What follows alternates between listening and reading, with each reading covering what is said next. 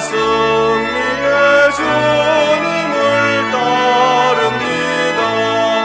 큰 환난을 당할 때 늘 도우시니 승전가 높이 불러 찬양하리.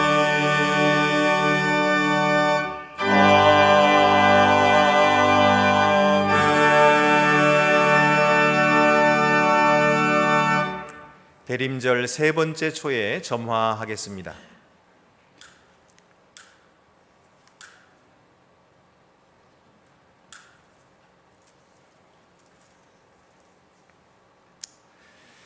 야곱의 하나님을 자기의 도움으로 삼으며 여호와 자기 하나님에게 자기 소망을 두는 자는 복이 있도다.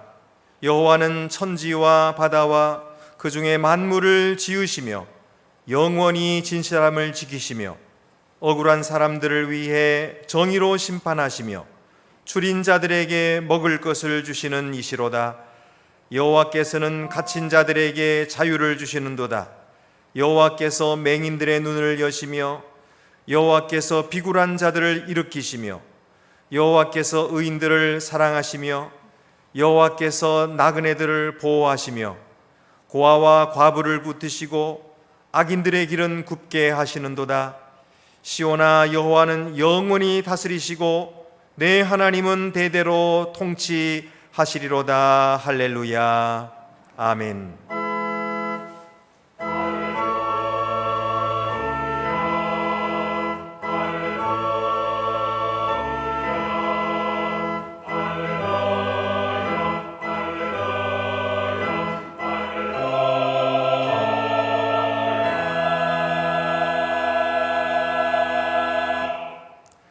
하나님 아버지, 저희가 주님의 일을 한다고 하면서 기도하지 않음을 용서해 주시옵소서.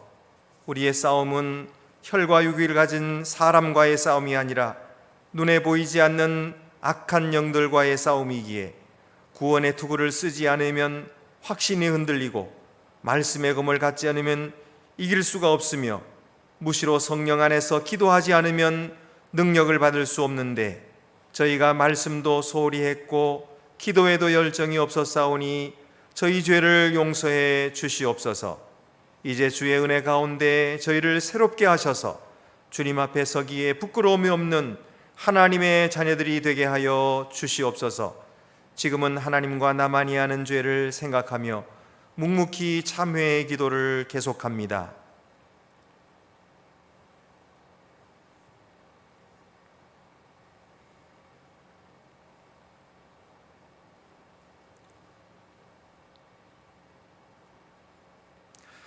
우리가 아직 죄인 되었을 때에 그리스도께서 우리를 위하여 죽으심으로 하나님께서 우리에 대한 자기의 사랑을 확증하셨느니라. 아멘.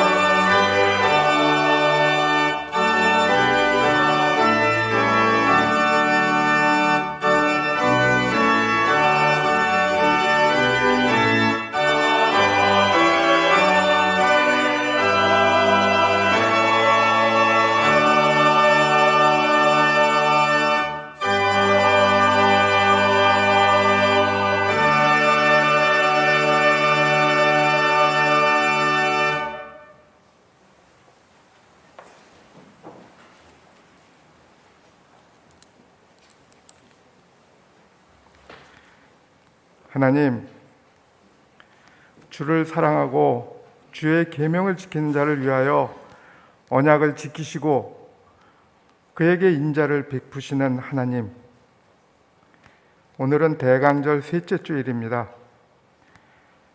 겨울철의 사순절이라 불리우는 대강절은 우리들에게 이미 오신 그리스도와 다시 오시기로 약속한 그리스도를 기다리고 하나님의 나라를 기다리는 때입니다.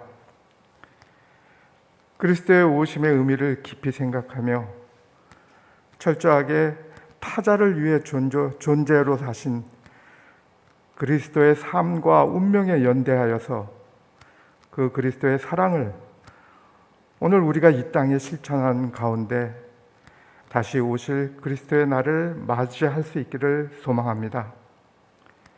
보통 우리들은 우리가 살아온 과거의 나의 삶이 오늘의 나를 규정하고 있는 운명 속에 놓여 있다고 생각합니다. 그러나 대강절을 기다리고 있는 신앙인의 삶은 오고 있는 하나님의 미래에 오늘의 내가 개방적으로 열려져서 과거의 내가 해방되고 나의 존재가 하나님의 오고 있는 구원의 사건 속에서 전혀 새로운 나를 창조해 주신다는 믿음의 삶이고, 이것이 바로 크리스마스를 기다리는 대강절에 놓여 있는 우리들의 삶의 의미라고 알고 있습니다. 하나님, 그러나 우리는 우리 안에 가시를 빼느라 이것이 우리의 의인지 묻고 또 묻지만은 오실 완성의 날을 준비하는 그날을 위해 오늘을 열심히 살아가고 있는지 자신에게 묻지만은 그저 연약하기만 한 모습에 두 손을 모아서 하나님의 인자하심만을 바랄 뿐입니다. 하나님, 이번 대림절 이런 축복을 소망합니다. 평화와 진리에 갈급하여 오늘도 불을 밝히는 그 자리에 선 모든 심령이 가난한 자들의 머리 위에, 그리고 생떼 같은 자식을, 형제를, 남편을, 또 부인을, 선생님을 잃어 슬퍼하는 그들에게 위로와 축복을, 하나님의 공의가 강같이 흐르는 땅을 위해 죽음을 각오하고 삶의 터전을 잃을 각오를 하며 분투하는 그들의 머리 위에, 또 삶과 죽음의 경계에서 힘써 서 있는, 병마와 싸우고 육체의 쇠약함으로 하나님의 평안함 주심을 갈구하는, 생명의 존엄함을 갈구하는 그 병상의 치유와 평안의 축복을, 물질의 어려움에도 하나님을 향한 사랑을 잃어버리지 않고 오늘도 삶의 테이블을 깨끗이 닦으며 오실 손님을 위해서 정성껏 준비하는 마음이 깨끗한 그들에게, 이런저런 이유로 교회를 떠났다 하나 교회의 말씀에 실망하고 또 냉담한 우리 모습에 절망하며 고개를 숙이고 정든 교회를 떠난 그 발길들 위에도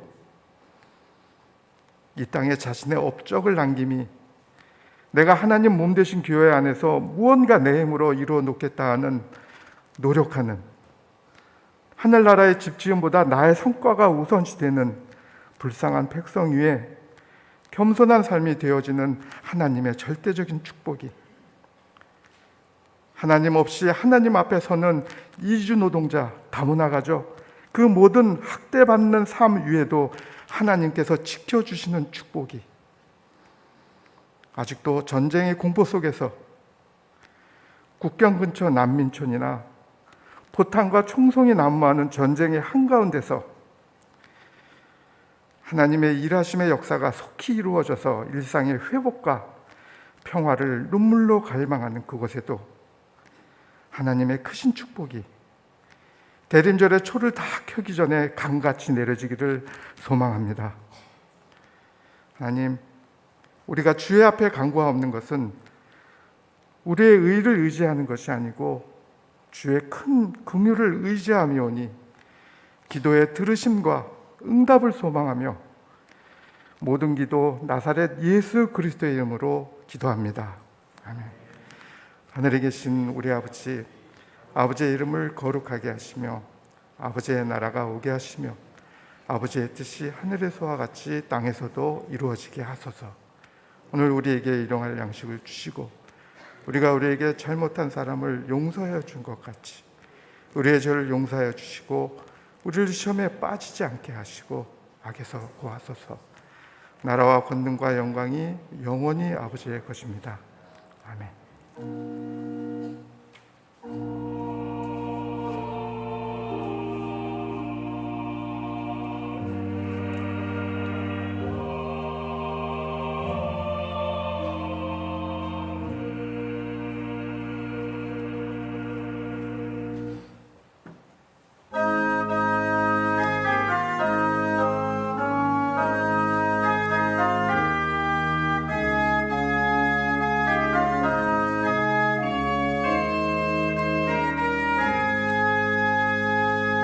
큰 죄에 빠진 나를 주 예수 건지사 그 넓은 품에 다시 품으신 은혜는 저 바다보다 깊고 저 하늘보다 높다.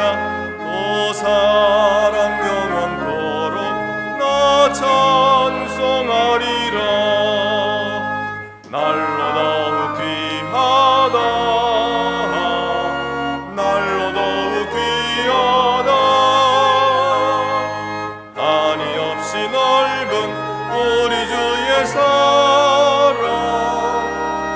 날로 더욱 귀하다. 옛날에 유대 땅에 주 예수 다닐 때 받으려고 큰 물이 모였네. 눈 먼저 병든 자를 다 고쳐주셨으니 나 같은 죄인까지 은혜 받도다. 날로 더욱 귀하다. 날로 더욱 귀하다.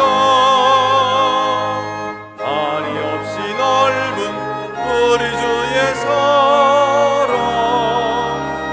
날로 더욱 귀하다.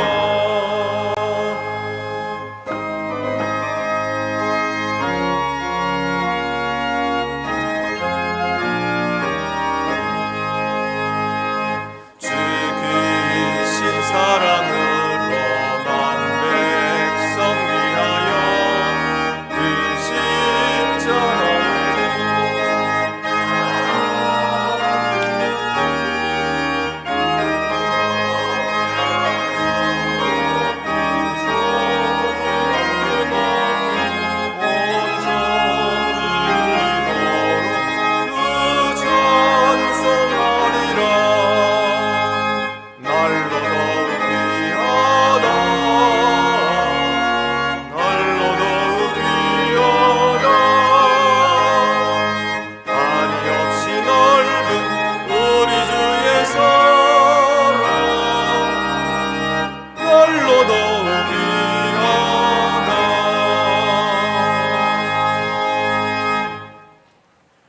주 우리 하나님께 감사함으로 예물을 드립시다.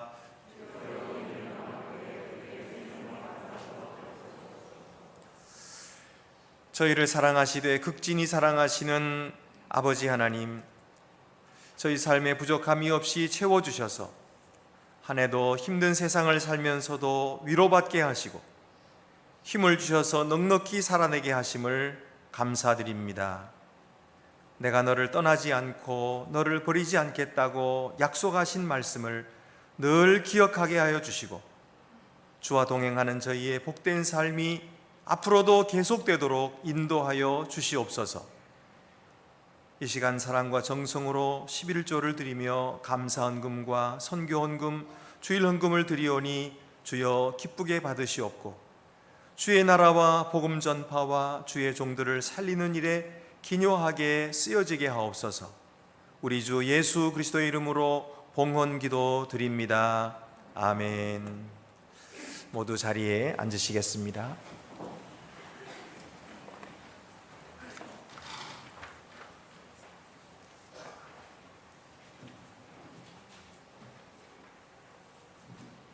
오늘 우리에게 주시는 구약의 말씀은 사무엘하 11장 1절에서 5절입니다.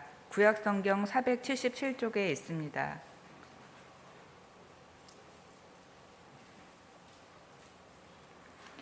그 해가 돌아와 왕들이 출전할 때가 되매 다윗이 요압과 그에게 있는 그의 부하들과 온 이스라엘 군대를 보내니 그들이 암몬 자손을 멸하고 랍바를 에워쌌고 다윗은 예루살렘에 그대로 있더라.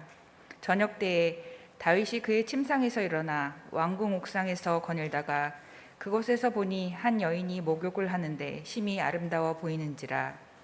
다윗이 사람을 보내 그 여인을 알아보게 하였더니 그가 아뢰되 그는 엘리암의 딸이요 햇사람 우리아의 아내 바세바가 아니니이까 하니 다윗이 전령을 보내어 그 여자를 자기에게로 데려오게 하고 그 여자가 그 부정함을 깨끗하게 하였으므로 더불어 동침하매 그 여자가 자기 집으로 돌아가니라.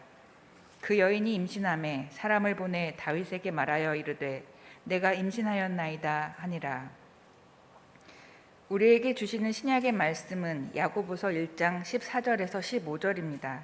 신약 성경 371쪽에 있습니다.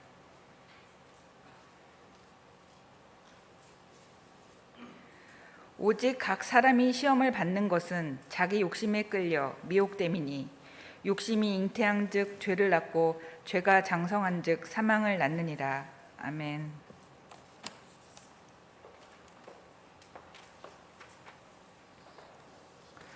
우리에게 주시는 복음서 말씀은 마태복음 5장 27절에서 28절입니다. 신약 성경 6쪽에 있습니다.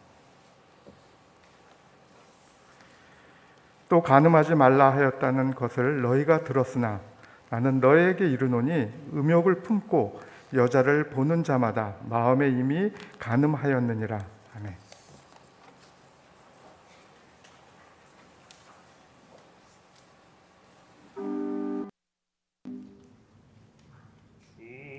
산골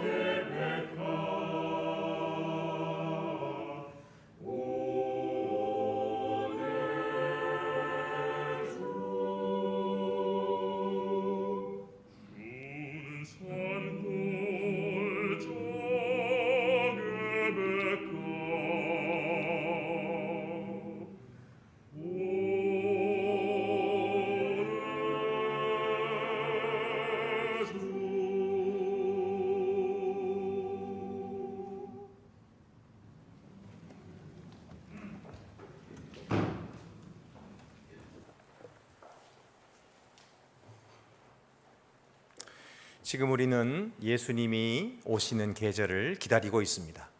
우리의 기다림 가운데 주님의 성령이 임하셔서 주님의 오심을 우리가 반가이 맞이하게 하여 주실 줄로 믿습니다.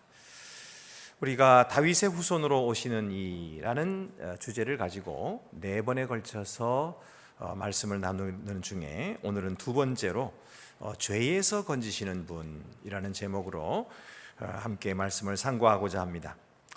다윗은 하나님의 은혜로 왕이 되었습니다. 다윗은 원래 목동이었습니다.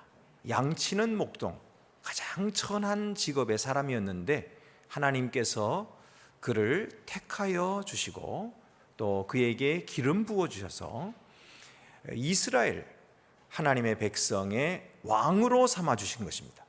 그래서 그가 왕이 되었는데 그는 이 큰 은혜를 망각하고 하나님과 사람 앞에 치명적인 죄를 범하게 됩니다. 다윗의 범죄가 어떻게 이루어졌을까요? 그것을 3단계로 함께 생각해 보려고 합니다. 첫째는 유혹의 단계입니다. 다윗은 지금까지 싸움에 진 적이 없어요. 계속해서 승승장구. 이제 남은 암몬마저도 그들이 싸우려고 나왔다가 뒤로 후퇴해서 자기네 성으로 들어가 버렸고 이스라엘이 그 성을 포위했습니다.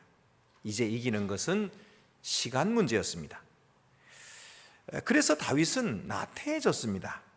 부하들은 모두 전쟁에 더해 나갔지만은 다윗은 홀로 궁에 남아서 저녁 때까지 침상에 누워 있다가 일어나서 왕궁 지붕을 거닐다가 목욕하고 있는 밧세바를 본 것입니다.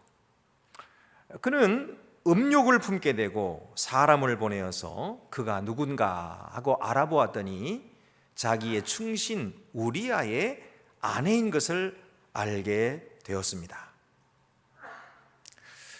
어떤 분은 그렇게 이제 질문을 할 수 있을 겁니다. 목사님, 다윗이 넘어진 것이 다윗에게만 책임이 있는 겁니까?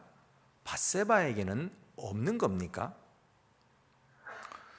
다윗이 왕궁을 거닐다가 여인이 목욕하는 것을 보았다고 했는데 그 밧세바가 자기 집이 왕궁 가까이 있는 줄 몰랐을까요?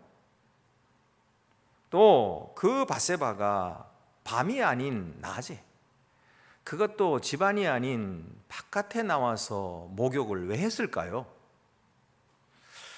가끔씩 왕이 왕궁 지붕에서 거닐고 있었다는 사실을 몰랐을까요?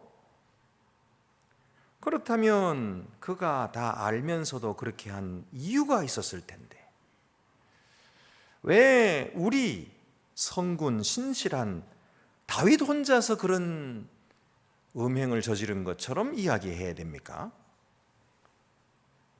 은근히 유혹했던 밧세바에게는 책임이 없다고 말할 수 있을까요?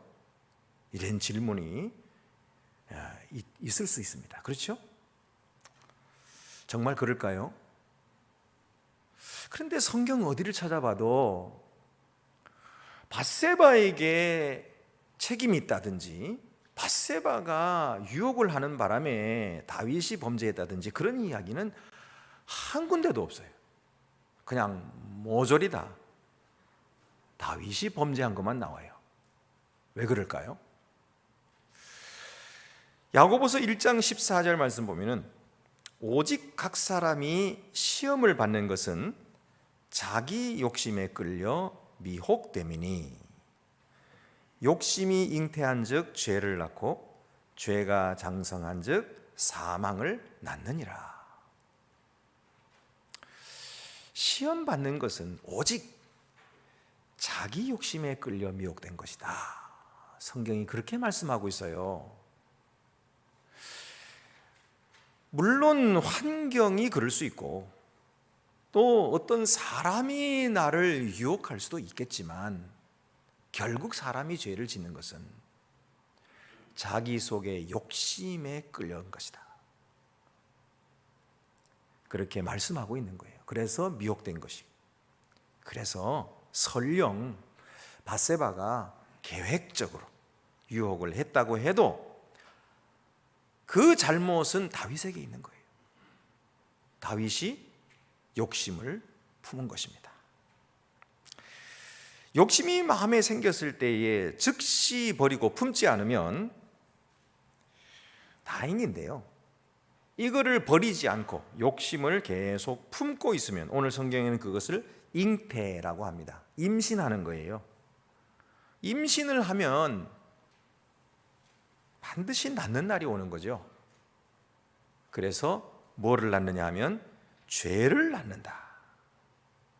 그리고 죄를 회개하지 않고 버리지 않으면 사망에 이르게 된다라고 성경이 우리에게 말씀하고 있습니다.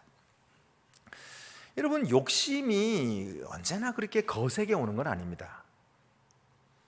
유혹이 거세게 우리에게 오는 것은 아니고요. 유혹은 처음에는 아슬하게 오는 거죠.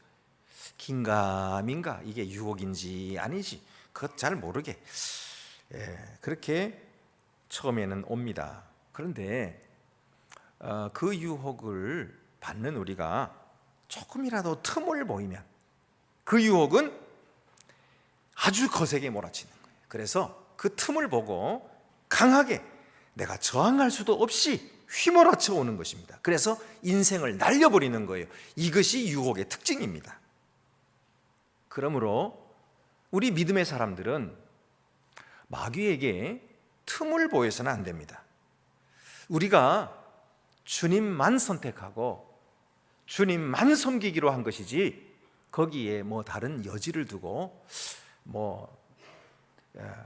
주일 예배 시간이라 할지라도 뭐 급한 일이 생기면 다른 데도 갈 수 있지 뭐 이런 여지를 보이면 그러면은 그런 일이 거세게 몰아치는 거예요. 그러나 우리가 처음부터 마음을 딱 굳게 붙잡고 다른 여지를 주지 않으면 그때 마귀는 물러가는 거예요. 생기지도 않습니다. 그런 일들이. 다윗이 마귀에게 보인 틈은 게으름이었어요. 아이삭 와트는 어린이들을 위한 경건한 노래라고 하는 글에서 사탄은 할 일이 없는 게으른 손에는 항상 장난을 친다 이렇게 말했어요. 그러니까 게으름이라고 하는 것이 아무 활동도 없이 그냥 있는 것이 아니에요. 그게 다 게으름이 아니에요. 왜냐하면 사람은 쉬어야 할 때가 있잖아요. 휴식이 필요하잖아요. 그렇기 때문에 그냥 아무 일 하지 않는다고 해서 다 게으름이 아닌 거예요. 게으름이란 무엇이냐면 아무 목적이 없이 활동하는 거예요. 아무 목적이 없이 활동하는 그게 바로 게으름입니다. 다윗이 낮잠을 자고 일어났으면 즉시로 나라를 위해서 하나님께서 자기에게 주신 사명을 감당하기 위해 의무를 다했어야 했습니다. 그렇다면 그 하나님의 사명이 자기의 마음도 점령하고 자기의 몸도 점령해서 유혹이 없었을 것입니다. 또는 산보를 하고 싶으면 나라 일을 함께 논의할 부하를 부른다든지 누군가를 데리고 가서 산보를 했으면 자기 자신과 가족을 그렇게 엄청난 골칫거리를 당하지 않게 했을 것입니다. 그런데 다윗은 그렇게 하지 않고 아무 목적 없는 빈둥거리는 그런 활동을 했던 것이죠. 그러니 이런 데 빠져버리고 말았던 거예요. 그래서 사도 바울은 이렇게 권면합니다. 에베소서 6장 10절에 17절에 끝으로 너희가 주 안에서와 그 힘의 능력으로 강건하여지고 마귀의 관계를 능히 대적하기 위하여 하나님의 전신 갑주를 입으라. 우리의 씨름은 혈과 육을 상대하는 것이 아니요 통치자들과 권세들과 이 어둠의 세상 주관자들과 하늘에 있는 악의 영들을 상대함이라. 그러므로 하나님의 전신 갑주를 취하라. 이는 악한 날에 너희가 능히 대적하고 모든 일을 행한 후에 서기 위함이라. 그런즉 서서 진리로 너희 허리띠를 띠고 의의 호심경을 붙이고 평안의 복음이 준비한 것으로 신을 신고 모든 것 위에 믿음의 방패를 가지고 이로써 능히 악한 자의 모든 불화살을 소멸하고 구원의 투구와 성령의 검 곧 하나님의 말씀을 가지라, 이렇게 말씀했어요. 우리가 빈둥빈둥 거릴 것이 아니라 이 구원의 투구를 똑바로 써야 됩니다. 그리고 의의 호심경을 분명히 붙여야 됩니다. 그래 붙이지 않고 허술하게 떼어놓고 있으면은 이 적이 불화살을 우리에게 쏠 수밖에 없고 우리는 그것을 맞아 쓰러질 수밖에 없는 거예요. 우리가 성령의 검, 곧 하나님의 말씀을 가지지 않으면 결코 마귀를 이길 수가 없는 것입니다. 우리는 이미 전쟁터에 서 있는 것입니다. 그래서 너희는 그 견고하게 서서 전신갑주를 취하라, 이렇게 말씀하고 있는 거죠. 예수님께서도 마태복음 26장 41절에 이렇게 말씀하십니다. 시험에 들지 않게 깨어 기도하라. 마음에는 원이로되 육신이 약하도다 하시고, 깨어서 기도하지 않으면 반드시 넘어집니다. 기도할 때에 능력이 오는 것입니다. 우리의 능력은 기도를 통해서 오는 것입니다. 기도하면 하나님의 능력이 우리와 함께해서 우리가 능히 대적을 무찌르고 이길 수 있게 하시는 거예요. 그래서 예수님도 말씀하셨습니다. 깨어서 기도하라. 두 번째는 범함의 단계입니다. 왕이 가진 권한은 하나님께서 부여하신 것인데 그것은 나라를 잘 다스리라고 주신 권한이지 그것을 자기 자신을 위해서 쓰라 하신 것이 아니에요. 그런데 다윗은 이 특권을 남용해서 부하 우리아의 아내를 그 권력으로 빼앗았어요. 그리고 밧세바를 데려와서 그를 범하고 돌려보냈어요. 그런데 그에게서 전갈이 오기를 임신하였나이다, 그런 소식을 듣습니다. 다윗은 간음하지 말라 말씀하신 십계명을 어겼습니다. 다윗은 살인하지 말라라고 말씀하신 십계명도 어겼습니다. 그는 하나님이 내 죄를 모르실 거야, 또는 알아도 지나갈 거야, 또는 심판하지 않을 거야, 이렇게 생각하면서 숨기며 하나님을 만홀히 여겼습니다. 하나님을 업신여긴 것입니다. 우습게 여긴 거예요. 하나님을 우습게 여긴 것입니다. 어떤 분은 그렇게 질문하실 거예요. 목사님, 뭐 다윗이 열국의 왕 아닙니까? 그때 당시에 왕이라고 하면 입법, 사법, 행정의 전권을 가진 사람 아닙니까? 당시 왕들이 사실 다 자기가 누구든지 마음에 들면 그 여인 데려다가 그랬을 겁니다. 물론 그렇다고 해서 남의 아내 빼앗는 것이 죄가 아니다, 그런 건 아니지만 왕들이 다들 그렇게 하는 판에 왜 다윗만 꼭 꼬집어가지고 나쁘다 그렇게 말하는 겁니까? 좀 너무 심한 거 아닙니까? 이렇게 질문하실 수도 있을 거예요. 그런데 다른 왕들이 다 그래도 다윗은 그래서는 안 됐습니다. 왜 그렇습니까?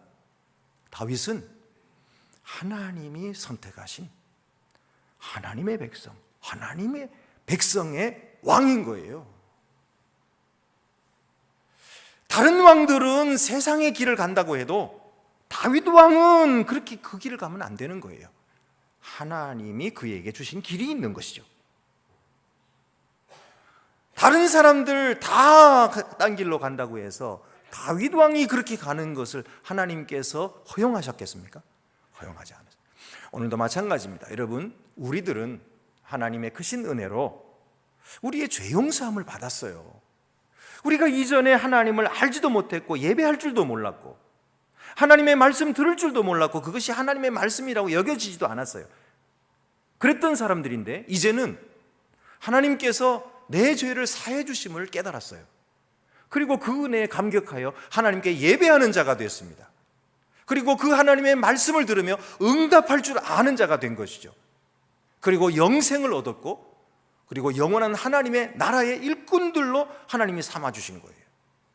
그래서 오늘도 우리가 담대하게 주님의 계신 이 성전에 나와서 감히 하나님의 이름을 부르며 기도하는 자가 된 거죠. 그러니까 하나님의 은혜가 얼마나 큽니까? 그런데 하나님이 우리에게 주신 길이 있잖아요. 세상 사람들이 다 그런다고 해서 우리도 그래도 된다는 게 아니에요. 우리는 하나님의 자녀들인 것입니다. 하나님의 자녀는 하나님의 자녀의 길이 있는 것입니다. 그래서 안 되는 거예요. 남들 다 그렇게 한다고 해도 하나님의 아들은 그렇게 살면 안 돼요. 하나님의 딸은 그렇게 살면 안 돼요. 하나님께서 그것을 내버려 두지 않으십니다. 반드시 이거는 전해야 되니까 말씀드리는 거예요. 기분 나쁘게 절대 생각하지 마세요. 하나님이 치실 수도 있어요. 네. 여러분 기분 나쁘게 생각하지 마세요. 여러분 기분 나쁘게 생각하라고 드리는 말씀이 아닙니다. 절대로 그게 아니에요. 하나님께서 사랑하시는 자에게 징계하신다고 말씀하셨기 때문이에요. 제 말이 아니고 이건 성경의 말씀이에요. 네. 그러니까 이해하시고 들으시기 바랍니다. 모든 왕들이 다 그런다고 해도 다윗 왕은 그래서는 안 되는 거예요. 그래서 예수님께서 마태복음 5장 27절 28절에 이렇게 말씀하십니다.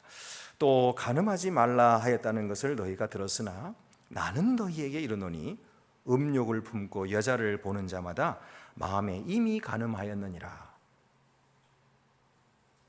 아니, 간음이라고 하는 것은 행동으로 나타나야 간음 아니에요? 이제까지는 다 그렇게 알고 유대인들은 다 그렇게 알고 이 간음하는 행동만 범하지 않았으면 나는 간음죄를 범하지 않았습니다. 그렇게 말했어요. 그러나 예수님은 제자들에게 말씀하시기를 나는 너희에게 말한다. 행동으로 나타난 간음만 간음이 아니고 너희의 마음속에 여인을 보고 음욕을 품으면 이미 간음하였느니라. 이것이 그리스도인의 길인 것입니다. 너무 엄하죠.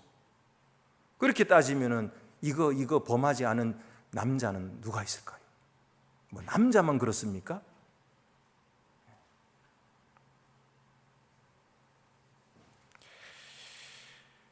그래서 우리는 하나님의 백성인 것입니다. 물론 하나님의 그 높으신 그 기준을 우리가 어떻게 다 이루겠습니까? 어떻게 다 이루겠어요? 그러나 그렇다고 해서 포기하면 안 되는 거예요. 포기하면 다 포기하는 거예요. 다 포기하는 거예요. 포기하지 말고 안 되더라도 오늘 또 다시 주여 도와주옵소서. 그렇게 살겠습니다. 자녀답게 살겠습니다. 하나님의 아들로 살겠습니다. 그리고 눈물로 주님께 매달리면 주님이 능력을 주세요. 할 수 있게 하시는 것입니다. 그래서 변화가 일어나는 거예요. 그래서 하나님의 능력으로 새롭게 되는 것이지 사람이 자기 힘으로 되는 게 아니에요. 그래서 오늘 하나님이 여러분들을 인도하셨습니다. 여기까지 인도하셨습니다. 하나님은 여러분을 지금도 인도하고 계십니다. 하나님은 여러분들에게 복을 주셨습니다. 우리 한 사람 한 사람을 극진히 여기고 사랑하십니다. 그래서 여러분 우리에게 그런 죄 지을 힘과 권한이 있다면 그것 역시도 하나님이 내게 주신 거예요. 어거스틴이 그런 말을 했어요. 죄 지을 수 있는 것도 하나님의 은혜다 그랬어요. 어거스틴이 그런 얘기를 했어요. 죄 지을 수 있는 것도 하나님의 은혜다. 그 말은 죄 많이 지어라 그런 얘기가 아니잖아요. 우리가 죄 지을 수 있는 꾀가 있는 게 하나님의 은혜란 말이에요. 꾀가 이게 뭐 그리고 건강이 있으니까 죄를 지은 거 아니에요.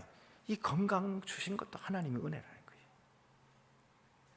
이 모든 것이 하나님의 은혜인데 이 은혜를 가지고 바르게 하나님께 응답하지 않고 엉뚱한 데 쓰면 되겠느냐. 하나님의 자녀는 그러면 안 된다. 하나님이 택하신 왕은 그러면 안 된다. 우리 왕 같은 제사장들은 그렇게 살아서는 안 된다. 오늘도 주님이 말씀해 주시고 계시는 거예요. 세 번째로 숨기는 단계입니다. 다윗은 죄를 회개하는 대신에 은폐하기를 택했습니다. 우리아를 전쟁터에서 불러서 오게 한 거예요. 왜냐하면 아니 밧세바가 아기를 가졌는데 그 아기를 누구 아기에게 했어요? 지금 우리아 남편은 벌써 전쟁터에 나가 있는데 안 들어왔는데, 집에서 안 들어왔는데 그러면 누구에게겠어요? 이게 안 되거든요. 이러다가는 아주 곤란한 일이 벌어지거든요. 그래서 우리아를 부른 것입니다. 그리고 내가 오늘은 좀 편안하게 자라 그러고 집으로 돌려보냈어요. 근데 웬걸 우리아가 집으로 들어가지 않습니다.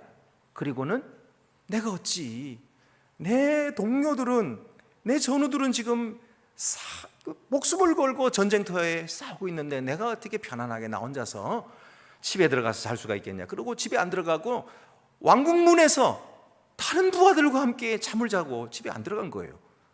그러니 이 다윗이 야 이러면 안 되는데, 그리고 이번에는 다시 술을 썼어요. 이번엔 술을 잔뜩 먹여가지고 곤드레 만드레가 되게 해서 인사불성이 되게 만들어서 집으로 가라 그래요.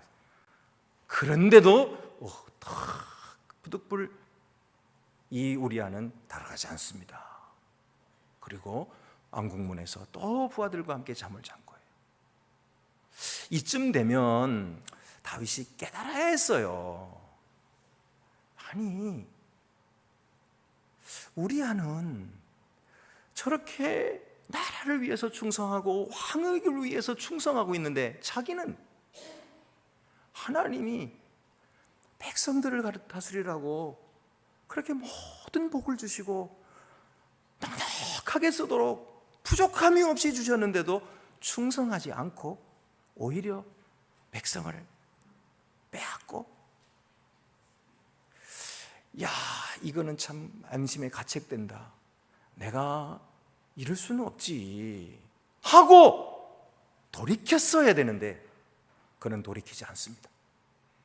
계속해서 자기의 일을 숨기는 것입니다. 그리고는 우리아를 다시 전쟁터로 보내면서 그의 손에다가 편지를 들려보내요. 근데 그 편지는 너의 상관에게 줘라.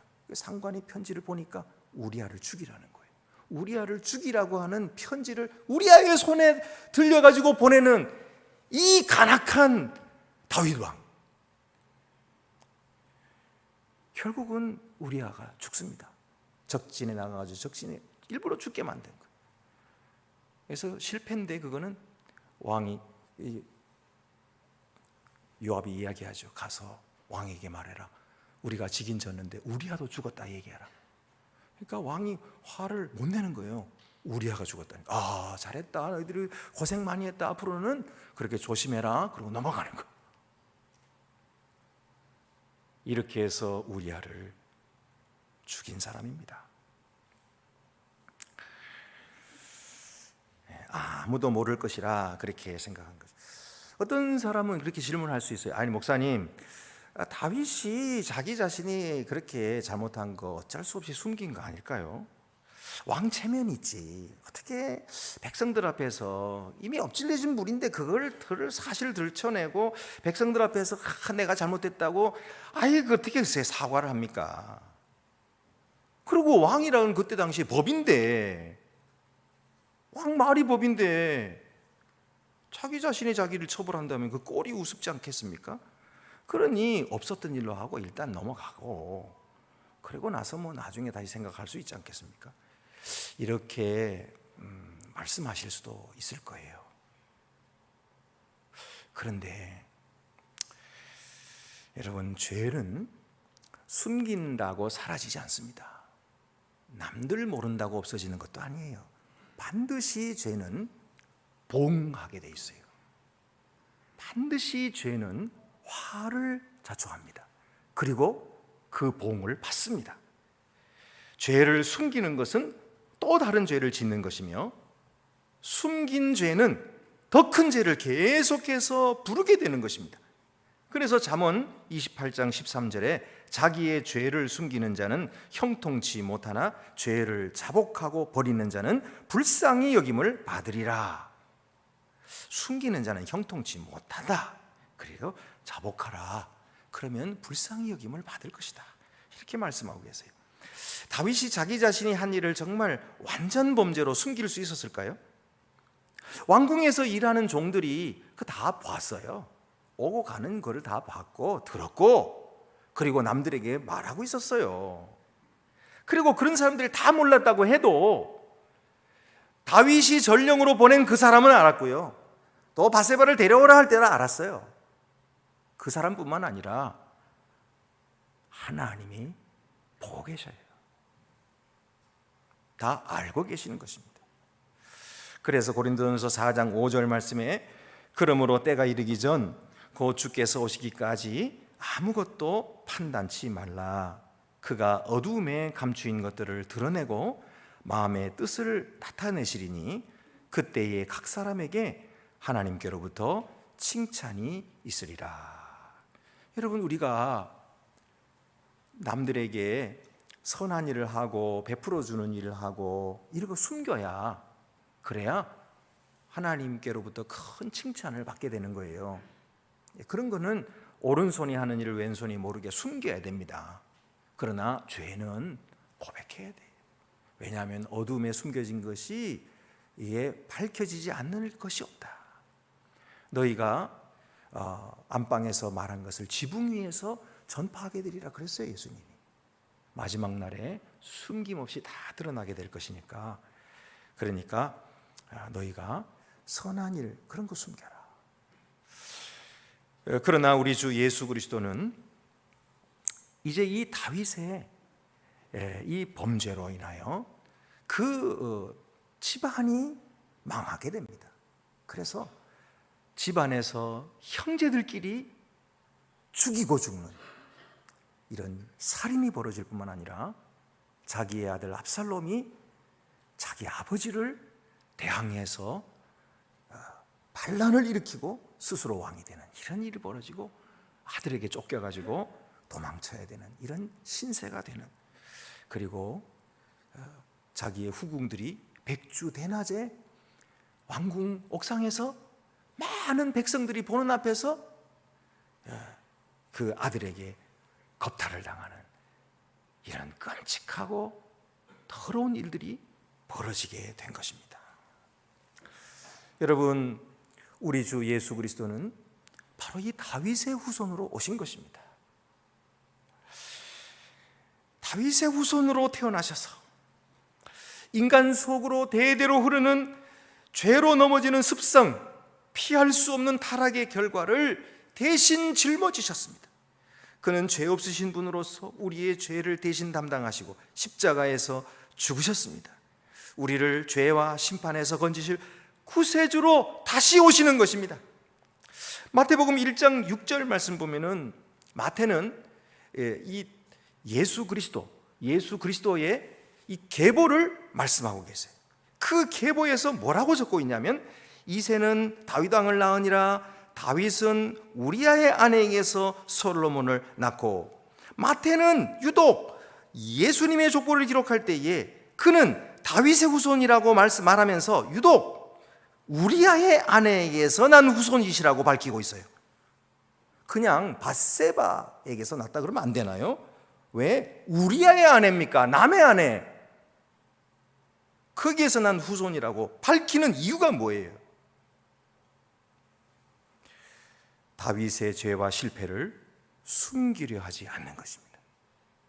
오히려 그것을 드러내어 말함으로써 세상에 오시는 영원하신 왕 그리스도의 죄사함의 사역에 초점을 맞추는 것입니다.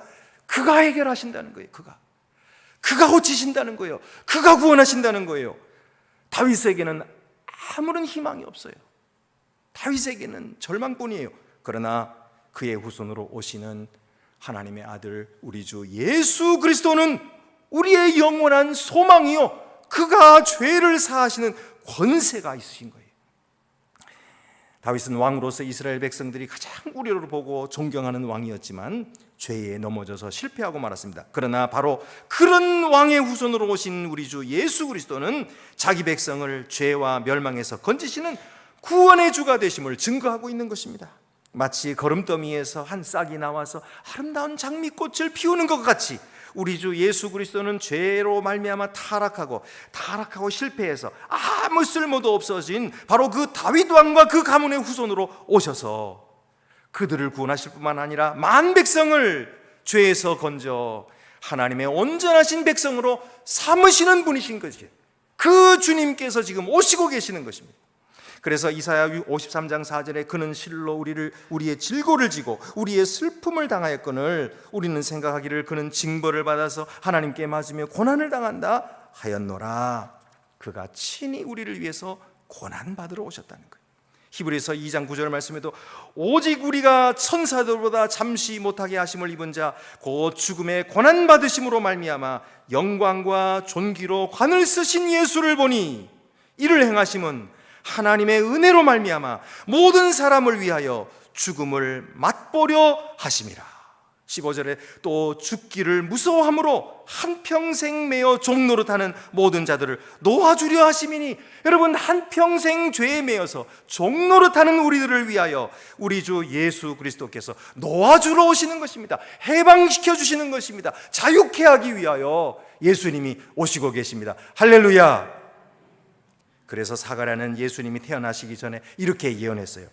우리를 위하여 구원의 뿔을 그 종 다윗의 집에 일으키셨으니 주의 백성에게 그 죄사함으로 말미암는 구원을 알게 하리라. 우리 주 예수 그리스도는 자기 몸으로 우리 죄를 담당하시고 십자가 위에 죽으심으로 오늘도 유혹받고 오늘도 범하고 오늘도 스스로 숨기려고 하는 이 더럽고 추한 우리들을 대신해서 예수님께서 모두 해결해 놓으시고 오늘 우리를 불러서 회개하게 하시고 구원받게 하신 거예요. 우리 주님의 놀라우신 은혜를 함께 찬양합시다. 그에게 영광을 돌리십시다. 그의 길을 따릅시다. 그리고 그를 위하여 삽시다. 그를 위하여 살고 그를 위하여 죽는 것이 우리 삶의 가장 복되고 보람되고 아름다운 것입니다. 그렇게 살아가시는 여러분, 앞으로도 계속해서 더욱 그렇게 살게 되시기를 바랍니다. 기도드리시겠습니다. 은혜로우신 하나님 아버지, 다윗은 하나님의 큰 은혜를 받아 왕이 되었으면서도 죄를 버리지 못하고 유혹에 넘어져서 범하고 말았고, 그것을 또한 숨기려고 하다가 더 큰 잘못을 범하고 말았습니다. 주여, 이렇게 절망할 수밖에 없는 인간의 죄악 속으로 우리 주 예수께서 오셨습니다. 더러운 그런 죄악의 역사 속으로 주님 친히 내려오셔서 인간이 되시고, 그리고 우리를 위하여 십자가에 몸버려 죽으심으로 우리를 죄에서 구원하시며 죄의 속박으로부터 자유케 해주셨사오니 감사하옵나이다. 오늘도 그 주님을 노래하고 찬양하는 우리들이 항상 기뻐하며 주를 따라가게 하여 주시고, 주님의 나라를 이 땅에 건설하는 훌륭한 믿음의 일꾼들이 더욱 되게 하여 주시옵소서. 우리 주 예수 그리스도의 이름으로 기도드립니다. 아멘. 나는 전능하신 아버지 하나님, 천지의 창조주를 믿습니다. 나는 그의 유일하신 아들 우리 주 예수 그리스도를 믿습니다. 그는 성령으로 잉태되어 동정녀 마리아에게서 나시고 본디오 빌라도에게 고난을 받아 십자가에 못 박혀 죽으시고 장사된 지 사흘 만에 죽은 자 가운데서 다시 살아나셨으며 하늘에 오르시어 전능하신 아버지 하나님 우편에 앉아 계시다가 거기로부터 살아있는 자와 죽은 자를 심판하러 오십니다. 나는 성령을 믿으며 거룩한 공교회와 성도의 교제와 죄를 용서받는 것과 몸의 부활과 영생을 믿습니다. 아멘.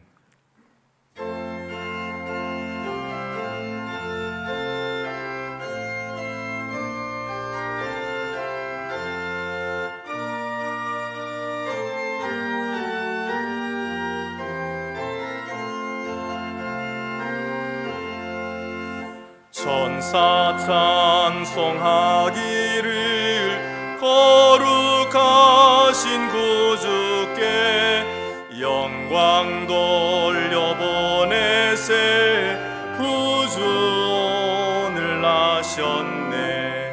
크고 작은 나라들 기뻐 화답하여라.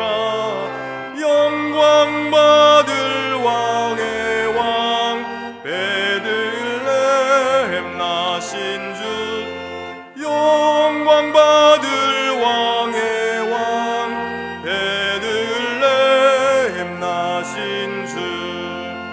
오늘 나신 예수는 하늘에서 내려와 처녀 몸에 나셔서 사람 몸을 입었네. 세상 모든 사람들 영원하신 주님께 영광 돌려보내며 눈빛 찬양하여라. 영광 돌려보내며 높이 찬양하여라.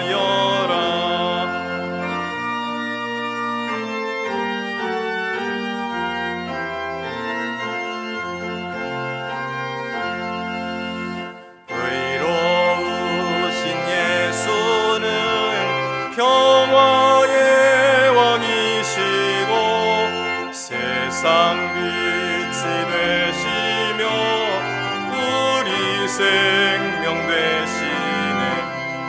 죄인들을 불러서 거듭나게 하시고 영생하게 하시니 왕께 찬양하여라. 영생하게 하시니 왕께 찬양하여라.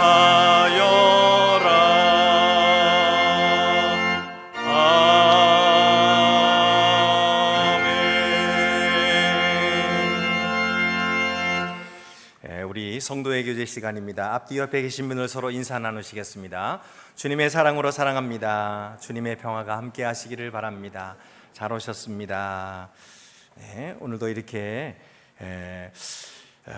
코로나가 아직도 끝나지 않은 이때에 여러분 많이 참여해 주셔서 대단히 감사합니다. 우리 교회 분들은 다 멀리서 이렇게 오시는데 그래도 빠짐없이 주일 예배에 참여해 주신 것을 진심으로 감사를 드립니다. 우리 성탄절이 다가오고 있습니다. 다음 주일이 이제 주일날에 이번에는 성탄절이 됩니다. 그래서 성탄절에 이번에는 우리가 한 사람씩 좀 데리고 오면 좋겠다 싶습니다. 가족을 데려오든지 친구를 데려오든지 우리 주 예수 그리스도께 우리가 데려와서 우리 주님을 기쁘시게 영접하게 하고 우리들도 우리 하나님 앞에 예배드리는 그런 복된 성탄절이 될 수 있게 되기를 바랍니다. 우리 수요 성공기 계속되고 있고요. 이 예배 끝난 후에 공동의회가 있겠습니다. 그리고 신임 서리집사 교육 오늘 두 번째로 있으니까 신임 서리집사 이번에 되시는 분들, 그리고 작년에 교육을 못 받으시고 서리집사 되신 분들도 계시죠. 다 오셔서 함께 교육을 받으시기를 바랍니다. 회의실에서 있습니다. 그리고 소당 특강 퀼트 크리스마스 트리 만들기 우리 황우키 원사님께서 계속 지도해 주시겠습니다. 많이 참석해 주시기를 바라고요.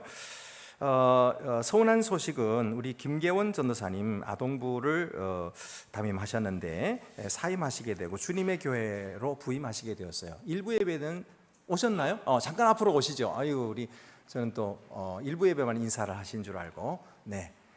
우리 너무나 아까운 분이에요. 참 우리 아동부에 큰 부흥을 또 일으켜 주신 분인데 아깝게 또 이렇게 제가 열심히 붙잡았는데도 소용이 없더라고요. 우리 장로님들이 이렇게 열심히 붙잡아도 소용이 없어요. 한번 하나님께 부르심을 받으면 어쩔 수 없나 봐요. 여러분 그동안 수고하신 우리 전도사님께 격려의 박수를 보내주시고 축복해 주시기를 바랍니다. 대단히 감사합니다. 네, 들어가시겠습니다. 자, 그리고 1:1 제자 양육 웨이크업 장기 휴면자에게 자신감을 이런 제목으로 외부에서 강사가 오셔가지고 4주 동안 강의해 주시겠는데 여러분 1대1 제자교육에 잘 이루어질 수 있도록 기도해 주시기를 바라고요.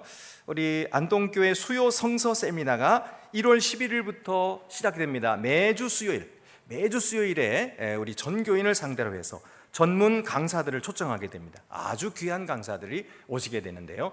여러분들 많이 참석하셔서 이때는 우리가 저녁 식사까지 여러분에게 다 대접을 하려고 계획하고 있습니다. 그러니까 그렇게 아시고 많이 참석하셔서 귀한 분들 모셔놓고 썰렁하고 그런 것보다도 열심히 우리가 참여하고, 그래서 이 새해에는 말씀으로 우리가 무장할 수 있게 되기를 바랍니다. 오늘 우리 교회에 등록하신 분이 있네요. 우리 유정곤 씨가 우리 교회에 새롭게 등록하셨습니다. 우리 노하윤 자매의 신랑이 되는데요. 우리 얼마 전에 결혼한 우리 신랑인데요. 어디 2층에 어디 계세요? 잠깐 일어서. 우리 박수로 환영해 주시길 바랍니다. 네, 고맙습니다. 제가 주례를 해도 등록하라고 말을 안 하고요. 자기 스스로가 하기를 저는 기다리고 있는데 이렇게 스스로 등록해 주셔서 정말 감사합니다. 우리 한 식구가 되어서 하나님의 귀한 은혜가 충만하시기를 바랍니다. 한 가지 제가 여러분에게 말씀드릴 게 있는데요. 지난번 우리 특별 새벽기도회 기간에 제가 설교를 하는 중에 우리 그 새벽기도회에 우리 항존직 우리 권사님들, 안수집사님들 다 함께 참여하라고 제가 좀 강하게 말씀을 드렸어요. 그런데도 이제 그 말씀을 듣고 순종하는 마음으로 우리 교회 멀리서 오시는 분들이 새벽 첫 차 타고 오시고 또 이렇게 택시를 타고 또 새벽기도에 참여하시고 참 어려운데 그렇게 해주신, 제가 그런 분들께 진심으로 감사를 드립니다. 그리고 또 한 가지는 그렇게 이제 제가 말씀드리는데도 불구하고 사정이 있고 또 그런 그 환경이 되질 않아서 도저히 못 오신 분들이 계실 거예요. 그런 분들은 또 얼마나 마음이 아프셨을까. 그래서 제가 그렇게 그런 분들에게 마음을 아프시게 해드리고 상처를 드린 것에 대해서 진심으로 사과를 드립니다. 여러분, 제가 잘못했으니까 그렇게 이해해 주시고 용서해 주시기를 바랍니다. 제가 딱 다른 의도가 있어서 절대로 아닙니다. 그저 우리 교회를 생각하는 마음으로 하다 보니까 좀 강하게 이야기를 한 것뿐이에요. 그러니까 그렇게 이해해 주시고 앞으로는 그렇게 강하게 이야기하지 않도록 노력하겠습니다. 오늘 우리 고 조혜자 권사님의 유족들이 나오셨습니다. 잠깐 앞으로 나오시겠습니다. 앞으로 나오셔서 제가 기도하고 서로 인사 나누도록 하겠습니다. 지난 12월 3일에 우리 고 조혜자 권사님께서 천국의 하늘에 부르심 받아서 위로 올라오셔서 우리 성도들을 향해서 잠깐 서주시면 감사하겠습니다. 그래서 우리 무사히 장례를 치렀습니다. 제가 잠깐 한번 기도하도록 하겠습니다. 은혜로우신 아버지 하나님, 주님께서 사랑하시는 우리 조혜자 권사님, 하나님께서 영원한 천국으로 인도해 주셨습니다. 그의 아름답고 귀한 생이 아름답게 마감되게 해 주시고 또 그의 영원한 천국의 삶이 이제 시작되게 해 주신 것을 감사하옵나이다. 그동안 어머님을 잘 모셨던 아들 내외분이 또 이렇게 나오셨고, 아버지 하나님 또한 그 모든 그 유족들, 슬픔을 당한 유가족들을 주께서 위로하여 주시고 새 힘과 용기를 주셔서 고인의 뒤를 이어서 하나님의 나라를 위해 크게 충성할 수 있도록 은혜를 더하여 주시옵소서. 우리 주 예수 그리스도의 이름으로 기도드립니다. 아멘. 우리 모두 자리에서 잠깐 일어나 주시고요. 서로 조의를 표하는 인사를 나누도록 하겠습니다. 인사드리겠습니다. 유족들께서는 자리로 들어가시고요. 제7회 솔리데오 정기 연주회가 12월 15일 오후 7시 영락교회 베다니 홀에서 있는데 이번 연주회는 솔리데오 장로 합창단 15주년 감사의 뜻깊은 연주회입니다. 많이 참석하시기를 바랍니다. 오늘 찬송은 주님의 시간에 그의 뜻 이루어지리, 주님을 기다리는 마음으로 함께 찬양하겠습니다.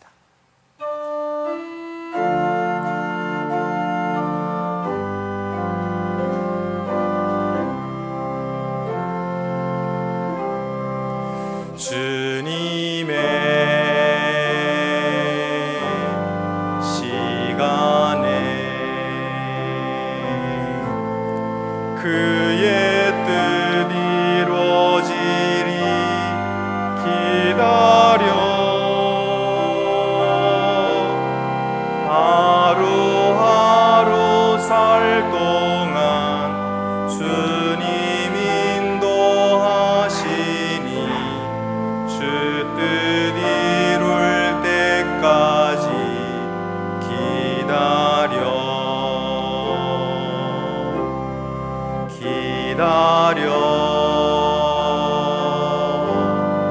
그때를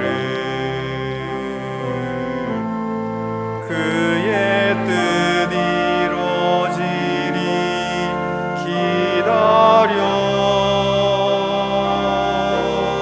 주의 뜻 이루어질 때 우리들의 모든 것 아름답게 변하리 기다려.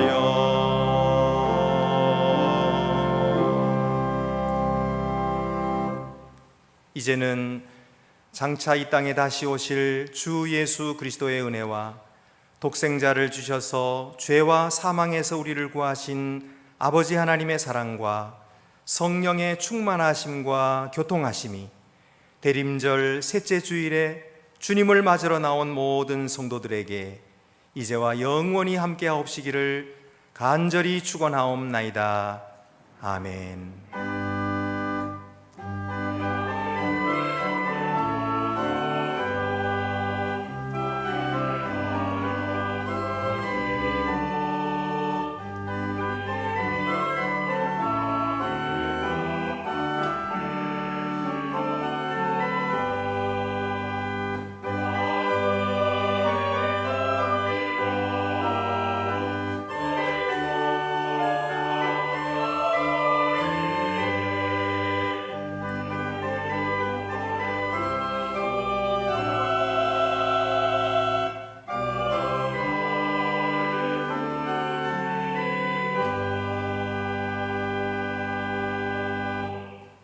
네, 예배는 모두 마쳤습니다. 곧바로 이어서 공동의회를 개최하도록 하겠습니다.